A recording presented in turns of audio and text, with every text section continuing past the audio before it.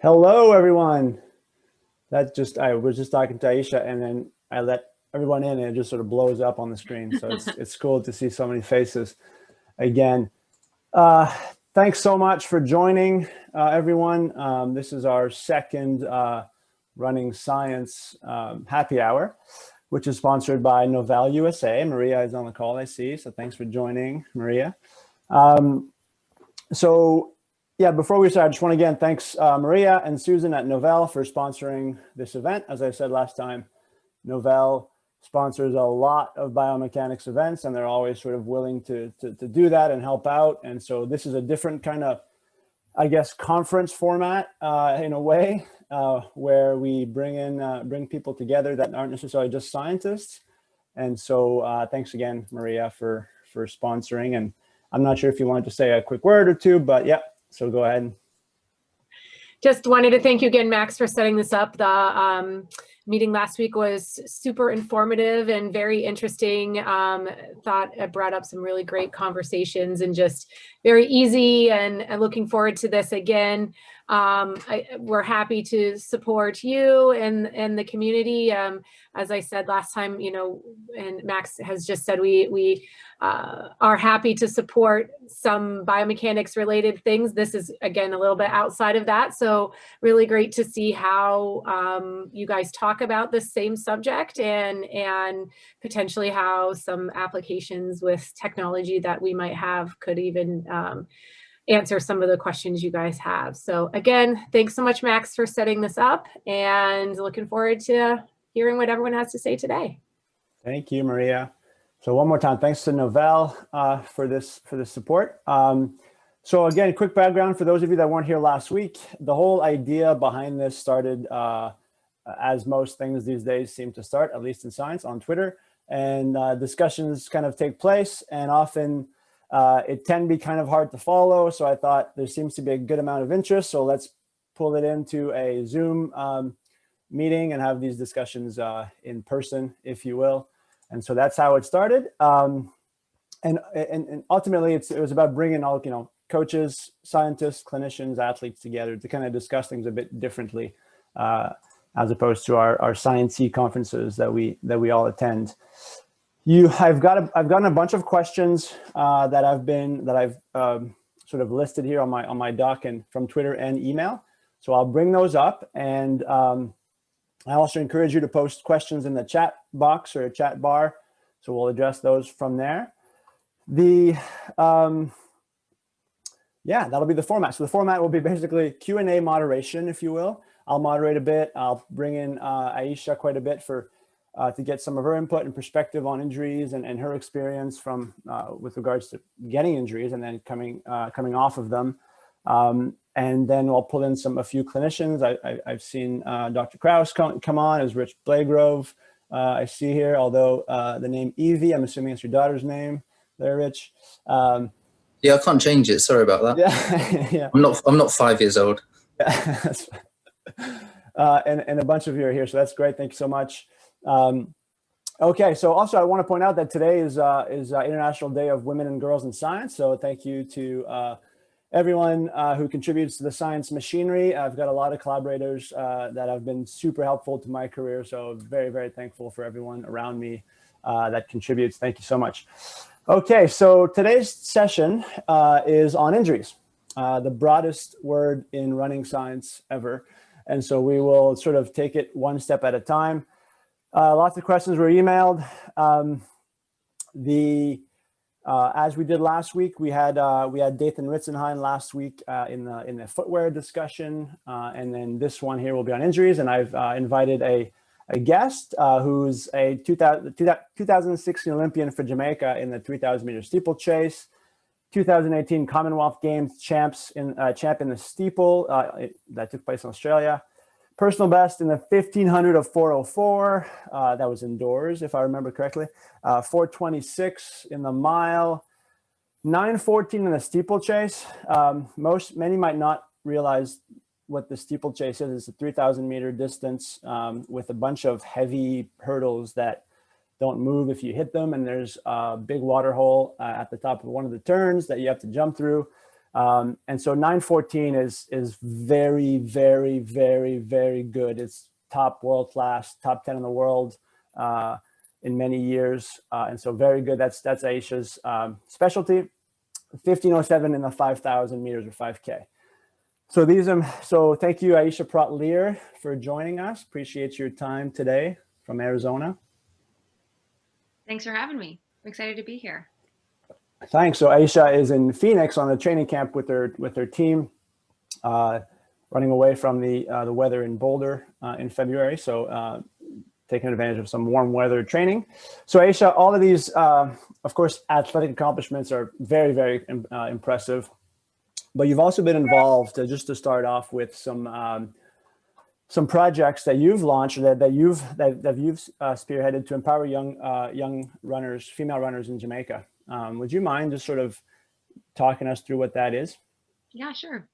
Back in 2018, I started laying the groundwork and asking questions of why we have so many high-level Jamaican sprinters on the world-class stage, but we don't have high-level middle distance and distance athletes. And I went back and just looked at historical results of the Boys and Girls Championships, which is one of the biggest track meets in the world. It's the high school championships that are hosted at the National Stadium in Kingston, and college recruiters come down every year. People can go pro from this meet, or they can go to college. And I was just looking like, maybe the results aren't there, but I found that a lot of the young women were running the same times that I ran in high school that got me a full ride to college.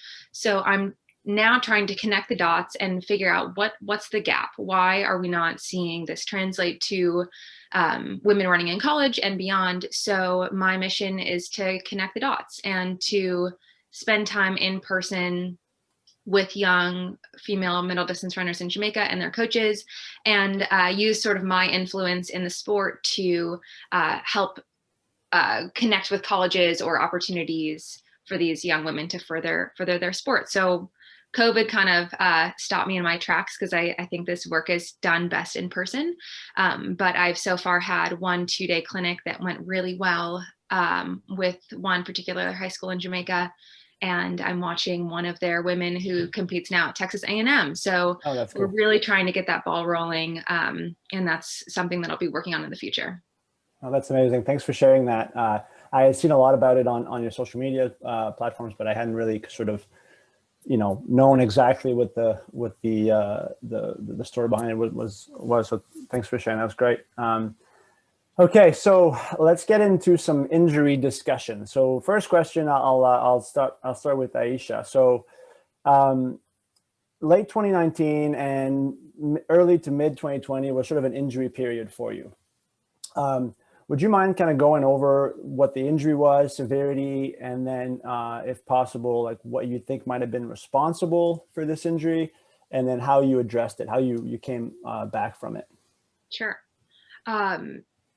At the end of my 2019 season, we ended our World Championships in Doha in October, and I was having pain that I couldn't really describe.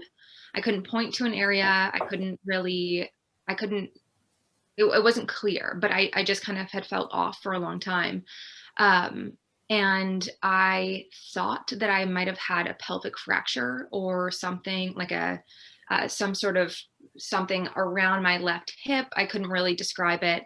I rested, it wasn't getting better. I got an MRI the week of Thanksgiving, got my results back, and I was looking for my my MRI just this morning, but I couldn't find it.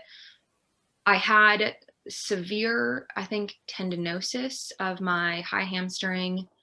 Like everything that connected my bottom half to my top half had a tendinopathy or tendinosis. I had a stress signal on as like a pelvic fracture. Basically anything that was connecting my left leg to my torso was affected. And it was kind of an aha moment. And we've since walked it back to 2018 Commonwealth Games. Was a strange point in the year. We usually have our championships at the end of the summer, but we had a championship in March, which meant that I had to prepare for 2 seasons. I had to peak in March, and then I had to peak in the summer again. What happened was I win Commonwealth Games. It's amazing. I'm in tip-top shape, the best shape of my life. And then I have to ride that out for another 4 months. And we can trace it back to then. My body fat got so low from that moment through the end of next year, to the point that I kind of couldn't recover. But it was all very ambiguous. I would notice that in long car rides, sitting was uncomfortable, long flights, sitting was uncomfortable, but I couldn't quite place what I was feeling. At the end of 2019, we were noticing that all my training was really good. I was in such great shape. I was strong, but I couldn't change gears. I couldn't run fast at the end of races. I could get on a pace, stay on the pace all day, but I didn't have any explosive power. So then it all makes sense when we get this MRI of, look, if I take one step wrong, I'm going to blow my hamstring off my body. And we really had to stop everything dead in our tracks. I was running at the time about 85 miles a week, 3 strength sessions in the gym, 2 to 3 hard sessions track-wise or on hills, stopped everything immediately, and then begun a rehab process. Sorry, that's long-winded. I could talk about this forever. No, I think this touches on a lot of, this could drive this entire meeting here, just all the things that you touched on there. I see a bunch of people smiling because I think there's all these questions that, are asked at conferences, like time off, body composition, type of injury, pain. How do we even address pain? What is pain? Those things. So, and so from there, Aisha, what was the process, the return to training or running program for you? How did you address that? We put indoor track. So remember, we're going into an Olympic year at this point. We did not know about COVID. Right. So there are usually 2 seasons, indoor track, outdoor track. Indoor track completely off the table. I have to get completely healthy and then hope that I'm in shape for the games. So we stopped all of my jogging, and my coach is Joe Bosshard. He is young. He's my age, 31, and has coached now several global medals, but does not have an exercise phys background. He is an accountant by trade, but is obsessed with science and would love to be in this meeting, I'm sure. But we sort of he developed a program, and I said yes, where in 7 days, I would lift heavy 5 days a week. Another part of the agreement, I saw a dietitian, and I was to gain approximately 8 pounds was what was decided. And I would sprint 1 day a week, like 20-meter sprints all out to load the tendon. And then we sort of translated the Keith bar collagen loading that we think about a lot for Achilles to my hamstring. So every 6 hours, I would take collagen with vitamin C and then load my hamstring. I would do both hamstrings because my right one was also slightly affected for 6 minutes. So that was my life for about 3 months. That was the program, and I did not cross train. After about 3 weeks, begun to jog. I couldn't run slow. So if I'm having if I'm tired and I'm having a really easy day, I'll run 7:30 for a mile pace average for my runs. If I'm feeling good, 7 minutes average, but for all my runs, the pace that felt comfortable to my body was about 6:30 per mile average. So I would have to be really warmed up for a run, get out the door, run 6:30 pace or faster for 30 minutes up to an hour. And then that was all December, all of January. By the end of January, I was able to run up to an hour and do some light track sessions by that point. Right. So when you did when Joe designed the whole program, like lift heavy 5 times a week, you decided to move forward with a dietitian to gain weight, and then adding like some sprints. At that point, were you fairly symptom free, or were you still in pain quite a bit? I was in pain quite a bit. And again, because the pain was really sort of ambiguous. It was hard for me to do the traditional pain scale rating. I more kind of monitored how like excited I was to run, or how not excited I was to run. Of like, does this sound like something I should be doing today? Yes or no? Okay, I'll go do it. But I had symptoms probably through April. Gotcha. Mm-hmm. And this was obviously, like, again, at this point, I guess we knew about COVID, but the Olympics hadn't been canceled yet, so there was still a chance that it would happen. So, describe what you're going through as a professional runner. Basically your career depends on, Olympic teams and national teams. Like, what's going through your mind at this point? Oh my gosh. I mean, for the first 2 weeks, I said the F word about 1,000 times. I was really concerned. When I was in Rio for the Olympic Games, I had, I just had the most ill-timed injuries, but I had plantar surgery December 15th of 2015, getting ready for the 2016 Olympics. So I sort of let myself be really pissed off for a week, and then sort of clicked into, okay, what do I have to do in a week? I will get myself ready. I know I'm a freak athlete. I can be ready. But this is just going to be a totally different approach to readiness than I'm used to. Also, I didn't make it out of the prelim in Doha. I raced the 1500 at Worlds, and I didn't make it through, and was like, preparing to race the final. Like I didn't think I would get knocked out in the first round. So it really wasn't an option. I couldn't kick, I couldn't sprint at the end of a race. So either I get this healthy or I'm going to suck anyway. So it was just a big mental shift of, all right, this sucks, whatever, but I have to take these steps, or else I'm not going to be the runner that I want to be. Right. Yeah, tough times for sure, no doubt, especially with all that you're describing. So a couple of questions on this. There's a lot of questions actually coming through in private messages, and I've written a bunch. But so you mentioned you didn't cross-train during this time. Was this because you just don't like cross-training, or was there a reason for no cross-training? No, I'm happy to cross-train, but we wanted to accelerate the healing. And the thought was that because of where my injury was, sitting on a bike, not a good idea. And getting in the pool, you're just really still cranking on that area. And we figured that I was in pretty good shape. I was in fine enough shape, and I can get into shape quickly enough. So we figured, let's take all of the energy that I would be expending cross training and just put it into healing instead. Got it. All right. So then, so you go through all this, you go through this program.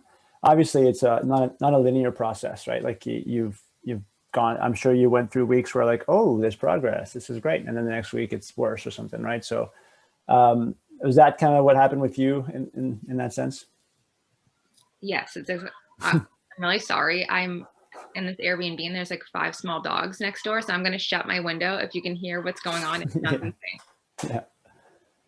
So on this, Emily, I'm not sure if you were on for a minute there, but there's a lot of discussion about like Aisha had lost a bunch of weight. She had struggled putting it back on. She had to work with a nutritionist to get her body weight back up and so on. And then we also talked about some heavy strength. I might bring Rich on this and Colin as well with some of the tendon comments. So Aisha, we've got a number of clinicians and scientists on here. One of them is Dr. Emily Krauss, who's at Stanford. I'm not sure if you can see her there. Yeah. But so, Aisha mentioned about, she had typically elite runners will almost periodize their body composition around competitions, just like you do with training. And so she got to a point peaking for the Commonwealth Games early in the year, and then mentioned she struggled to bring her body weight back up, as you might typically after a peak period. So big struggle there. And then that might have contributed to some of the issues with the high hamstring tendinopathy that seemed like you had. Dr. Kraus, what are certain things that, you obviously you work in this area quite a bit with female runners, not just female runners, but all runners, but in terms of REDS, relative energy deficiency in sport, which doesn't only have to do with nutrition, but also training load and other factors like that. So what are an example like that? What would be like an approach that you would take, knowing that there's a world championship or another world team or another world competition to compete in several months later? Hello. Sorry, I had to step out and see a patient, but I think I caught the gist of Aisha's story. And, it's something that we see a lot. And just full disclosure, a lot of my athletes are more in the sub-elite, high school, adolescent, and don't always have the knowledge that Aisha has and the resources and support. And so I think it's kind of a different story. And I know that those elite athletes are often really dialed, and it's pretty, every day is structured in a way to kind of revolve around training. And I think that there is a lot of dietary considerations, and those athletes are really in tune with all of that. However, when something gets derailed, like an injury or the development of an injury, and those training patterns change, sometimes the nutrition doesn't always match that. And I've talked to a lot of sports dietitians that I feel like really have an understanding of what the body needs during an injury and during a recovery, during that phase. And I think athletes often kind of misunderstand that there are a lot of nutritional needs that are really important for both bone health and tendon recovery. And it's usually a higher demand than they may expect for kind of that time, especially when Aisha is probably in like the crux of her training in that peak time, trying to really shift that perspective, coping with a new injury, and then coping with all these other considerations that are super important to optimize that new energy balance and those energy needs is just as valuable, if not more valuable at times. And so things that I think about when those athletes come in are asking questions about just their current nutritional habits. Are they on a special diet? I get a lot of even just high schools that are practicing veganism or vegetarians. And so then I have to dive into some of those other kind of iron and calcium and dairy needs. But I also just ask about menstrual cycle. And later on in kind of young adults, a lot of these athletes are on some form of hormonal replacement therapy for birth control. And so it makes it a lot more complicated to understand whether or not those periods are regular. And that is one sign, if those periods are missed, that there could be something that's off. It's kind of like my early check engine light for these athletes to kind of say, okay, we need to slow down, kind of pull up the hood, see what else could be going on. And when those athletes are on some form of hormonal replacement, sometimes incorrectly placed on birth control because of irregular periods that could be from low energy availability, then I need to take a deeper dive, which could be a lab workup, could be really working with a sports dietitian to see those energy imbalances. And I think for a successful injury recovery and transition back to sport, making sure that is fully addressed is a priority just as much as that rehab program. And I'm curious how Aisha approached it too. And I'm sorry that I stepped out. I probably missed a good chunk of that information. I'm glad you brought that up, because I've missed like 2 cycles in the last 12 years, and it was right after Commonwealth Games. But yeah, it's interesting. I did not work with a dietitian until December of 2018, and I did not understand that. The common misconception with a lot of athletes is if you're hurt and you're alternatively training and things are different, your diet needs to change in the opposite way. Everyone thinks like, oh, I'm not running 80 miles a week anymore. I need to eat less, and I need to eat, differently. And that I learned is totally wrong. Like I ended up, it was hard for me. I was like still having a really hard time gaining weight when I got the initial injury report.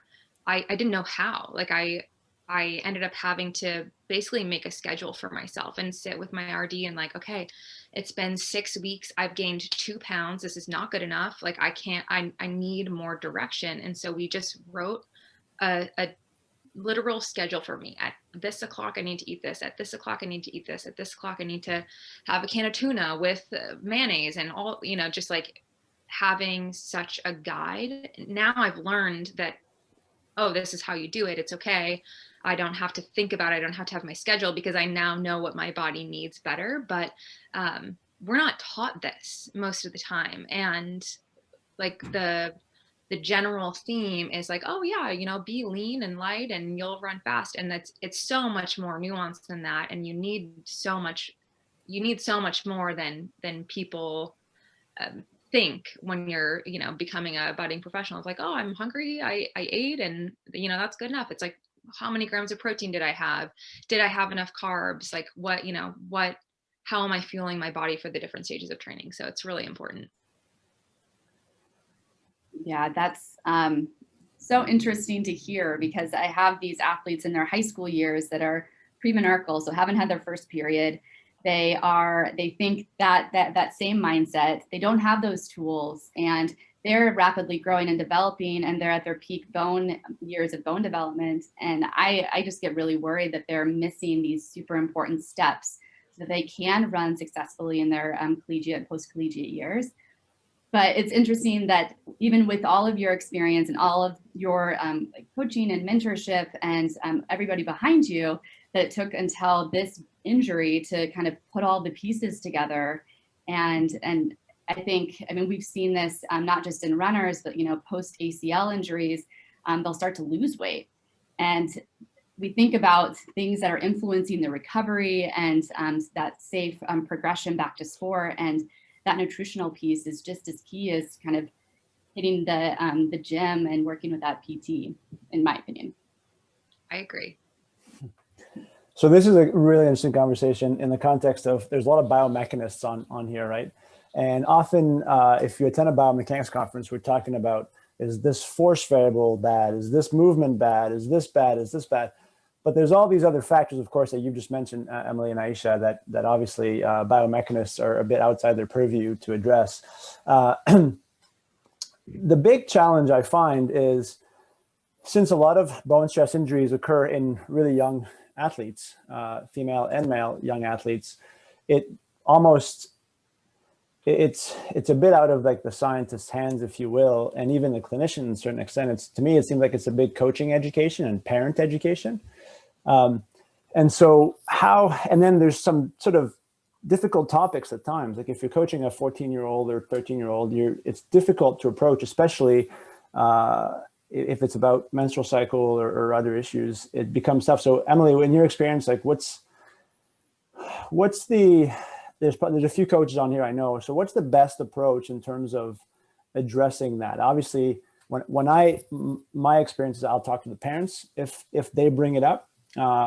If they don't bring it up and I feel there's some danger potential or unsafe situation, I'll bring it up to the parents. But in your experience, what has been a successful approach there? Yeah, I think it's a great question. And especially for male coaches, I think setting the environment and that open environment from the beginning, so you don't have to try and tackle these issues later on when they do become a problem. Keeping it an open conversation so that you're talking about periods. And yeah, periods suck. They happen every month, and we want them to continue to happen every month. And I think once you kind of have that dialogue, it becomes less of a stigma. And I think some coaches and some athletes, unfortunately, still think that losing periods is a sign of fitness. And they're like, oh yeah, I'm getting fit, I'm getting in shape. And it's this rite of passage within their team. And so I think dispelling some of those myths from the beginning makes it more of an open conversation when an athlete does miss their period, or when things are going in the wrong direction, they're starting to lose weight, maybe they're underperforming, the coach doesn't know why. And I think it's also important to realize that that's not just because of an iron deficiency. Usually the iron deficiency is because of an overall nutritional deficiency, and just having them supplement with iron, especially blindly supplement with iron, isn't the right step too. So I think having that first meeting and really kind of talking about the difficult topics, keeping an open conversation, a Q&A. I've given a lot of team talks to high schools, and it's been really a healthy start. It's sometimes awkward and not a lot of interaction at the beginning, but then I come up like afterwards or a couple of weeks later, they're like, hey, you know, an athlete approached me after that conversation and told me that she hasn't had a period in 3 months, and we were able to get her help. So I think starting the conversation early as opposed to reacting later. Gotcha. But I'm curious about coaches' experiences too. If there are any coaches that want to contribute to that topic, feel free to jump in or post a question in the chat bar. I'm putting on my brave here. I'm happy to jump in. Great. I had a bit of an opposite experience. I coached a high school boys varsity team, and the conversations could have been extremely awkward. Let's put it that way. But what I did as part of their warm-ups was I made an education station part of the warm-ups just on a regular basis. So it would either be a news article, a research summary, some photograph, something where they had to actually stop what they were doing, have a little chit chat. And then as part of the conversation, that opened a lot of doors that I didn't have to have the initial awkward conversation, but I got to have that. And then the other piece I think I just heard Emily said was, bring in, if you're not comfortable talking about it, bring in somebody else as, hey, look, we have an opportunity for education. Let's hear from this person. I think those two pieces have been something that have really helped with the communication and opening those doors. Very cool. Thanks for sharing, Susan. So let's shift to, we mentioned strength training a couple of times. There's a bunch of questions on strength training, and we've got a bunch of experts on strength training here. So Aisha, you mentioned heavy strength training during your rehab. We've got Tom Goom also that just popped in. Thanks for joining, Tom. Tom's a UK-based physio, does a really excellent job of sharing, disseminating information on his website about injuries. And so the topic, Tom, before you came on, was high hamstring tendinopathy, which is what Aisha dealt with. And so in terms of resistance training and rehabilitation, what does the science say, at least the clinical science or the performance science say on tendon rehab for high hammy tendinopathy? Yeah, there's not a lot of research specific to proximal hamstring tendinopathy, unfortunately, to draw on. So when we did our narrative review in it, we kind of combined a number of different things. So some of the research in tendinopathy, alongside things like EMG studies, which give us a rough idea of which exercises actually recruit the hamstrings, as well as hamstring function as well. So we kind of combine that together. So generally, when I'm working with someone with proximal hamstring issues, what I want to do is try and strengthen up the hamstring in a way that feels manageable in terms of symptoms. And I usually want to address three of the key roles. So I'll have exercises to strengthen knee flexion, to strengthen hip extension, and also to work the hamstring eccentrically. So that's what I will aim to do. So perhaps have 3 exercises. So each of those exercises addresses one of those 3 key roles. And it can be simple stuff like, so it might be prone hamstring curl, perhaps for the knee flexion roll, maybe some single leg bridge work for hip extension, some supine leg curls, which we do with a skateboard, or some Nordic, something similar to that for the eccentric portion. And we want to bring those in at a manageable level. And that's often the challenge. So sometimes you'll have to calm things down a little bit first before you can do that. But in many cases, once things are settled, you can start to load things up in those exercises, starting with around about 15 rep max. So typically the maximum load someone can do around about 15 reps with. The advantages of these exercises we've talked about is we know all 3 of them have got quite high hamstring activation in terms of EMG studies, but low hip flexion angles. And that's important because we think as you flex the hip more, there's more compression of the hamstring tendon and more likely to irritate it. So these three are quite good options to work the hamstring hard, but in a position that's unlikely to irritate it. So then we can load them up and progress that weight from 15 rep max onto maybe 12, 10 or 8 rep max over time before starting to introduce a bit more hip flexion to it when symptoms are settled. Gotcha. So this particular injury is or considered a compression injury of the tendon, correct? And so there's a lot of debate about stretching injuries, and obviously, given the compression nature of this injury, I would assume that you would suggest avoid stretching. Yeah, I think certainly when it's reacting to stretching in the early stages, it's best to try and at least cut it down. But like any activity, I think we're going to be guided by response and also by patient's goals as well. So if you're working with someone who, say, is a yoga teacher, they need to tolerate positions of stretch. That's their job. So it's not realistic or really that helpful to say, right, you can't do that at all. If you're looking at an athlete who's, say, a hurdler, at some point they need to get into a position to clear a hurdle. So they're going to need to tolerate loading into those more flexed positions, into positions of stretch, essentially. So I think it's looking at the stage and the irritability. If the stretching is really stirring up symptoms and you can reduce it or take it out of their program, then good, go for it. But if you've got someone who needs to tolerate it, then at some point we would actually want to reintroduce it and gradually build it in based on symptoms. Thanks, Tom. Ross, there's a little hand on your screen, but I'm not sure if that means you have a question or if that's just your background. Oh, no, I had a question for the group. Okay. I find this topic super fascinating. I don't know much about strength training in terms of the science of it myself. So this is, mostly for those of you who do, and if you can fill in some gaps here. I could be wrong, but it's been my general observation looking at the literature on this, that if you say you take two groups of runners and you put one on a strength training program or power training or whatever, and another on some placebo program, that this doesn't seem to reduce the injury rates or change the injury rates in those groups. So my first question is that correct? And then second question is, suppose we just take people who are injury prone, who will have like a history of chronic injury, and strength train them, does that then decrease their injury risk? Because that to me is kind of what we're really trying to get at with it a lot of the time, is take people who have injury problems and does strength training then take care of some of those problems?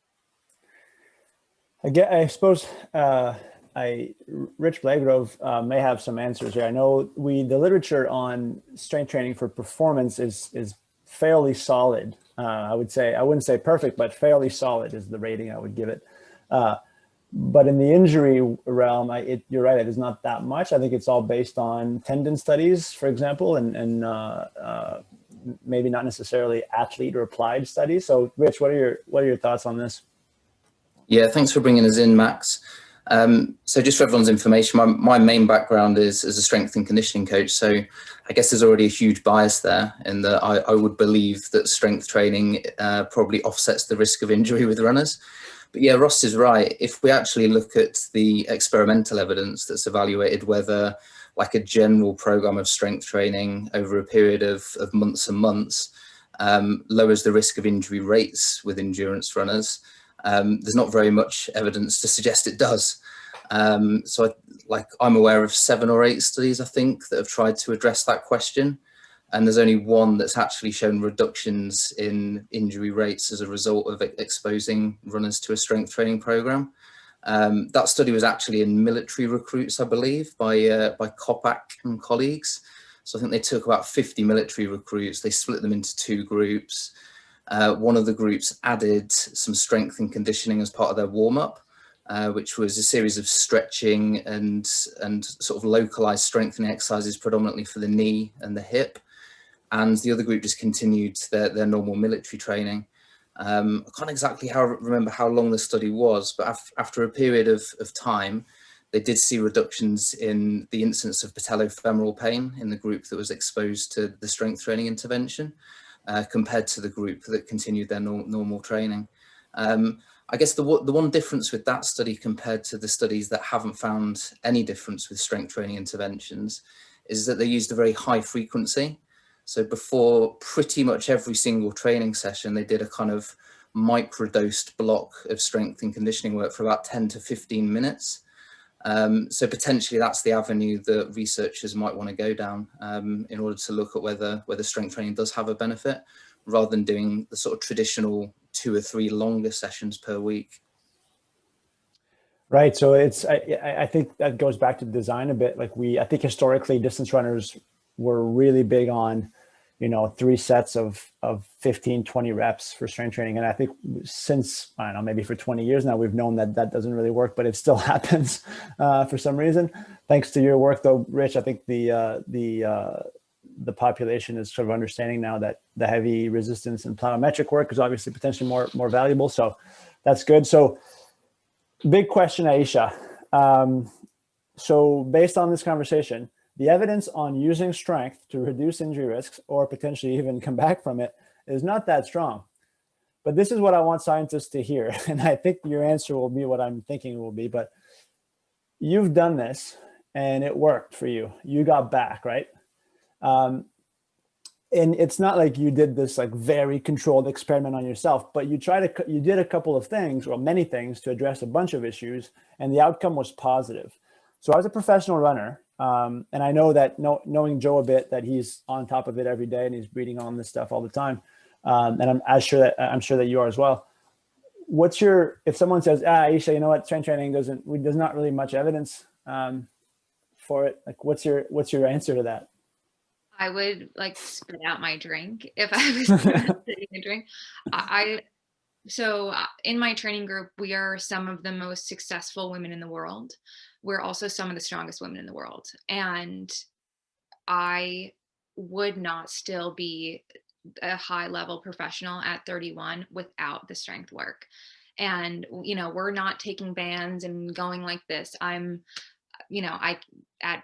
During my rehab, hip thrusted over 300 pounds, and I can deadlift 3 times my body weight. I didn't do any hinge patterns when I was rehabbing my my hamstring, but no, I know for a fact in my own body that it makes me stronger, and my form has improved, my raw speed and power has improved, and it's almost like I can shortcut some parts in training by just being in the weight room. I don't have to sprint all out, which is a higher risk activity than doing some hip thrusts, because I'm getting sort of that power.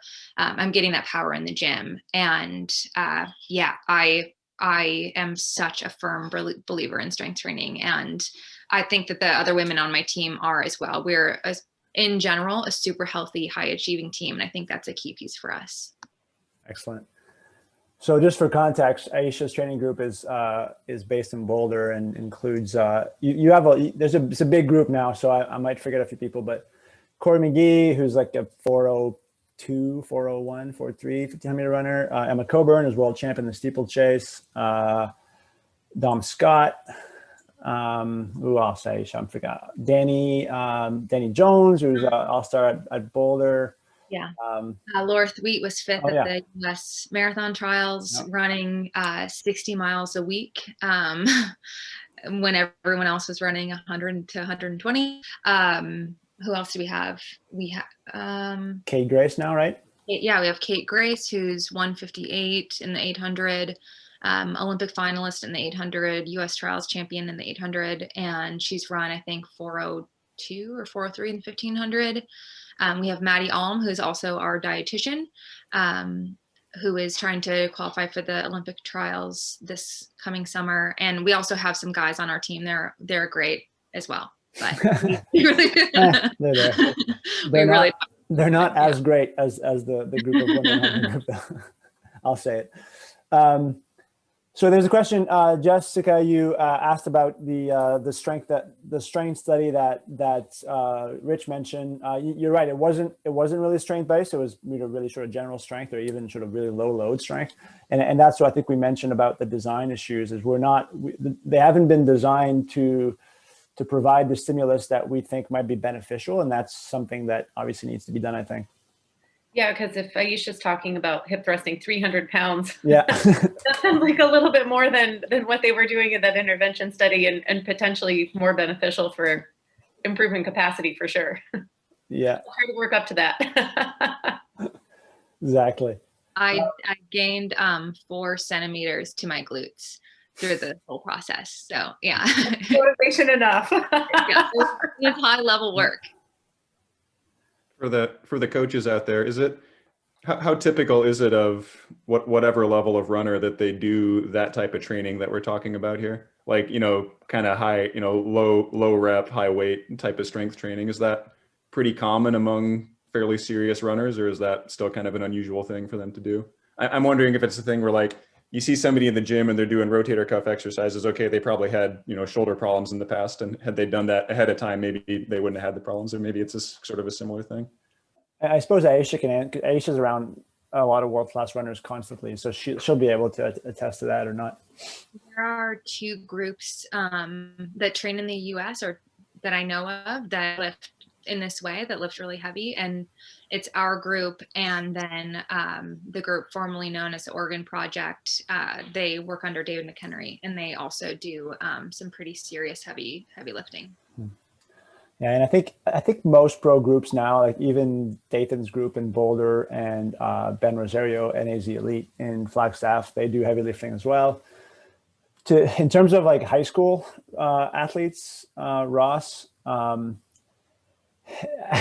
involved with high school teams here, but I also, just like Rich said, I think I'm kind of like giving out the Rich Blagrove gospel. So they're kind of doing it as a result. But I think overall, I would say that's fairly rare that the heavy. I'm on a Facebook group called Cross Country Coaches of America, and the stuff on there is mind-boggling. And it takes all my, it takes a lot to sometimes not comment. But I share a lot of information on there, hopefully, kind of like what was mentioned earlier from Susan about the education stations. I think that's a really good idea in terms of just sharing infographics, or if we can all do our part to share that information, because a lot of coaches, the barrier to entry in coaching at least in the United States for running is less than poor. So anyone can coach to get an honorarium, a small honorarium. It could be a football coach, could be a volleyball coach that just needs a couple extra $1,000 to coach the cross country team, or nothing at all, depending. It's not like football, for example, where they might have to have some experience prior to. It says, "Oh, I run. I'll be a high school coach," basically. And so, I think education around that will go a long way. But we'll see if things progress a bit. Paul, you have your hand raised in the corner there. So this is a new area for me. I didn't really know much about this whole area, and I'm really happy to listen to Aisha and tell us about her experiences, and to you, Max. But I'm just like an average person, and I'm just curious. We just keep saying runners, and I'm wondering how broadly we can extend these ideas. And suppose it's just a regular person. Can we say these? Do we have to be careful in terms of the scope of our statements? I asked Max. Okay, good. Yeah. Thanks, Paul. Good question. I think that's been a good topic recently, at least at conferences, that we study runners. And of course, if you're studying an Aisha Praught Leer type runner versus a Paul DeVita type runner, you're going to get different outputs and outcomes, of course. Although Paul did run a 33-second 200 with Lauren years ago. Okay. Yeah, I have photo evidence. I'll share that on the Twitter later, by the way, if Paul gives me his consent.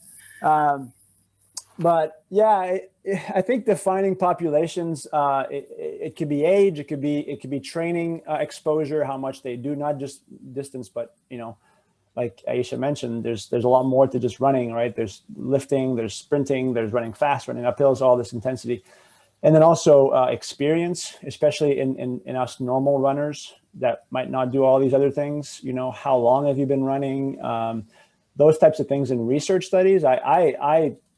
I am convinced, mostly because of the current evidence that's available, that there are differences between these groups. So I think it's important to consider that. I think you were talking about that, Paul, in terms of research or just in general, maybe.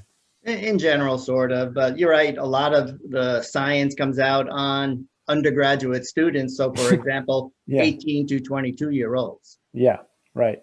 So if I'm Aisha's coach, Joe, and I'm Thursday morning browsing through PubMed or Google Scholar to find new evidence, and I see a study called Strength Training Improves Performance in Runners, And then that's Right. exciting off the bat, but then you dig in and you realize, oh, this was a couple of, like you said, college age men, likely, you know, that have been recruited for the study, and they run, their VO2 max is 32 and they run 0 miles a week. So how valuable is that for Aisha and her teammates? Probably not. But in any case, it at least sets, I think it starts the conversation perhaps. Tom? That's what I was doing. Thank you. Yeah, so I treat mainly what would be defined as recreational runners. And so they're probably more like me and you, Paul, you know, perhaps in the more normal rather than elite category. And I would say they can, in my experience at least, they can really benefit from some strength and conditioning. And one of the things is a lot of them won't have much experience of doing it. And what that means practically is you can often create some overload and some strength changes with relatively low loads initially. So they won't necessarily need to go super heavy to start with, but as you get them used to it, then you can start to expose them to higher loads and you can build towards, you know, lifting it heavier and getting more gains out of it. So I think it can be really useful for that group. And I think, as has been touched upon with the research, one of the issues is that type of training of heavy lifting, you know, well designed strength training programs hasn't actually been properly studied, I don't think, in runners very well, because if you look at a lot of the programs they use are typically low load, high rep, or really not what you'd consider strength. So I think if they actually did study that approach, I think they probably see more benefits, perhaps in terms of injury prevention. I guess the only other thing to add in is with a recreational runner, it's wondering what is the priority for them. So for some runners, actually, if their time is tight, they may actually need to focus on squeezing in more training volume as a priority. If they're going to bring in strength work and sacrifice a run, it's weighing up what's most beneficial for them at what point. Whereas if you feel that their endurance training is optimal for them, and they've got as much as they can from it, that's where I think adding something like strength and conditioning, if you plan it in the right way or periodize it in the right way, can be really beneficial for that group too. Right, like no doubt the demands of, like Aisha mentioned, losing power and feeling that, like, if you're in the Olympic final in the 15 or even the steeplechase, you better be able to close. Otherwise, you're not winning a medal, right? And Aisha knows that, her coach knows that, her teammates know that. So again, the demands of the sport and the competition is so different between a recreational runner and a world-class athlete. Makes total sense, yeah. Colin? Yeah, just a question for Aisha. You mentioned a sprint protocol you did as part of your rehab, if I picked up properly. How early did you bring that in during your rehab pathway, and how often did you do that in the week, and how did your hamstring react to it in the 24 hours afterwards? Good question. I think it had been 2 weeks.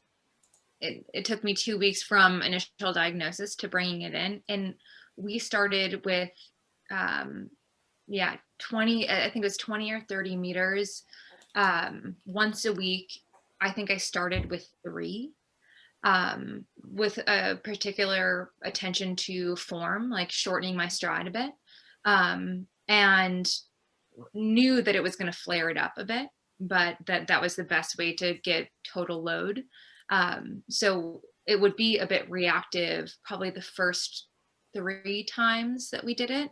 I would walk away and be a bit sore, and be sore for about 24 hours and then kind of feel better.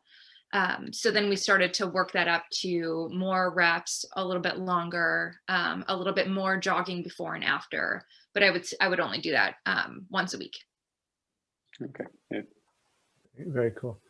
Colin, is that what you see with tendons as well? And Tom, perhaps as well, if you're doing jumping protocols or, skip rope or something like that, there's a little bit of flaring up acutely, and then it sort of alleviates over time, perhaps? Yeah, sometimes like, we just look at the pattern over the 24 hours afterwards. And I suppose in terms of feedback and reassurance, we just tell that to the patient that's just like, it's just a sign of the tissue recovering from what you did the day before. And obviously if it's above 4 or 5 out of 10, and then that can mean different things to different people. And athletes like Aisha will have a higher pain tolerance than others, but just a little bit of reassurance. And again, if it settles down within 48 hours, that's good. If it takes 2 or 3 days to settle down, then we've done too much, or we're not ready for that type of loading, and we need to dial things back a little bit or allow more recovery time. Yeah, great. Thanks. I would totally agree with that. Yeah, and it's about choosing the right stage to bring it in, because sometimes people will go through a very irritable phase with tendinopathy, where actually the priority is trying to calm symptoms down, and they won't tolerate much plyometric loading at all. So in that phase, we actually might want to cut things back enough to really let things settle, and then when it's less irritable, they're more likely to tolerate it. But I think too, it can be a mistake not to include return to fast running and sprinting, and that's sometimes something I see in patients. They've never been exposed to it again, and so they become fearful of it. And when they do need to do it, if they perhaps need to do it in their sport and they haven't prepared their body for it, that's when they get reactions to it. And it's interesting, we're now starting to see some research coming out to show that sprinting programs can improve eccentric hamstring strength and also hamstring fascicle length. So I think we want to include them alongside your, progressive rehab program that builds strength and power and range and everything else, so that people get the best out of it. Right. Yeah, just one thing to add there as well, and you mentioned it earlier on, Tom, about compressive loading, and maybe just dialing back from that early on if we know that certain positions are going to provoke it, but exposing them to that again, because that's just going to be part and parcel of the competitive sport. So bringing back in those head hinge patterns. I get people, if they really want to go to the end range and bulletproof them, get them back doing things like kettlebell swings, and doing some maybe like explosive, like say hip hinge to a box, that type of stuff, so at least then they know that that hamstring, the tissue can take more than it needs, and it has that bit of reserve, I suppose, of the capacity. Absolutely, yeah. There's always the fear of avoiding that and just not exposing to it again, and then you just don't know if there's a risk of reoccurring again if you haven't. That's it. I think the thing is, we can be a little bit, we can treat tendons a bit differently. Like in other areas of the body, we're not really going to be completely dictated to by tissue state. We wouldn't do it elsewhere in the body. So I don't think a tendon issue is any different. I think if you want to get people back to what they want to get back to. So and I would include all those things you've mentioned there. Yeah, absolutely. Build their confidence up, show them how robust they can be. Get them back to those activities if they're their goals. It's just a question of when you choose to do it, and hopefully the symptoms are a bit less irritable, so you can expose them to those more challenging tasks. Yeah, I think it goes back also to education. We talk about high school coaches, and David Bassett Jones asked about this is common in elite runners, but often that might not be or maybe that's not as common in junior runners or high school runners, and I think a lot of it just goes back to education. As we coaches hear about tendon loading, but it's important not to forget that the tendon's attached to the muscle, and the muscle is what's pulling on the tendon. And so the maximal strength aspect of it comes in handy. You can only load the tendon as much as the muscle can apply force to it. So I'm with Rich Blagrove on this, that, there may be a bias, yeah, but it makes sense to be stronger, because from a tendon health standpoint, you're applying more stress on the tendon, and as a result, it should help. So we're kind of coming to a close. I want to point out, sort of tongue in cheek a bit here, that that we haven't mentioned loading rate yet of the ground reaction force. So that's probably a good thing. But a lot of biomechanics smiles out there. Aisha, in biomechanics, there's this variable, which is basically how quickly the force in the ground goes up, and it's called the loading rate. And for about 6 million years, it's been taught to be the variable that causes all injuries. And we're showing kind of time and time again now that might not be the case. But anyway, it still pops up once in a while. I want to make sure I do touch on shoes a little bit. We're kind of running out of time, but I want to bring up shoes. So last fall, you were in Memphis. You ran a great race in the 5K that we put on very safely for COVID, and you were second. You ran 15:30, mid 32 or something like that. And you mentioned something about shoes and maybe a foot issue here and there, and you recently changed shoe sponsor. So, aside from the dollar amount on the contract, right? What are factors that you consider when you're choosing a shoe sponsor? Obviously, injury was a part of it, but what aspects of shoes are you kind of thinking about? Yes, very important. I suppose I'm trying to phrase this not doesn't incriminate people. At my level, I'm really sensitive to footwear and how things feel. And if something is just slightly off, say about the last that that an entire brand's shoe is made from, and that doesn't jive with you, a whole host of issues can occur. Now, to make it more complicated, we're in the rise of the super shoe, and people are running just wildly, exponentially faster times all of a sudden, and that is a huge influence on what brand that you would want to align yourself with. I'm lucky to now be sponsored by Puma, who has poured a lot of resource into research to sort of get into the super shoe game. I'm 31. I've got maybe 4 years left on this body to run on the track. So being in footwear that fits the shape of my foot and also is performance oriented is wildly important, not only just for racing, but I believe for the training stimulus of being in a shoe that optimizes efficiency all year. And you have that neuromuscular benefit of training at a higher level with maybe less damage to your body for, 11 months of training, and then you show up and race for a month, and that's all in the tank. That was really important for me moving forward. Makes sense. Good job in not incriminating anyone. I know it's a tough question because the industry is small and all this, but Aisha mentioned the Puma is her sponsor now, of course, and is putting a lot of money into research. And Wouter Hukamer, who was on the call earlier, had to leave, is leading some of the research there on that. He had done all the Nike studies as well and moved to Massachusetts and changed companies, I suppose, to do the research. Great stuff. There's a bunch of questions. I think there's a good chat discussion going on about, there's a study developing in there somewhere I'm seeing, but which I suppose is the whole purpose of this, is developing networks and relationships and collaboration. So that's great. So I think we'll stop here. We're just about 5 minutes over an hour. As I did last time, I will, truncate this or trim this video a little bit and then put it on the webpage that I shared on Twitter, and then it'll be available to rewatch if maybe you missed a couple of things that you wanted to go back with. But wanted to thank Aisha for spending the time away from the beautiful Phoenix weather and being inside. Thanks so much for joining us, Aisha. It's always useful to, I think, hear from high-level athletes, I would say world-class athletes such as yourself, to provide input to us nerdy scientists. Spend a lot of time in labs, so appreciate your time. Thanks so much. This was really fun. I feel like I learned some things. Oh, good. No, well, I'm sure we all did as well. So this is great. Thank you so much. And again, one more thank you to Maria and Susan and Novell USA for their help. Appreciate it as always. All right. Thanks, everyone. Have a good rest of your day. Bye.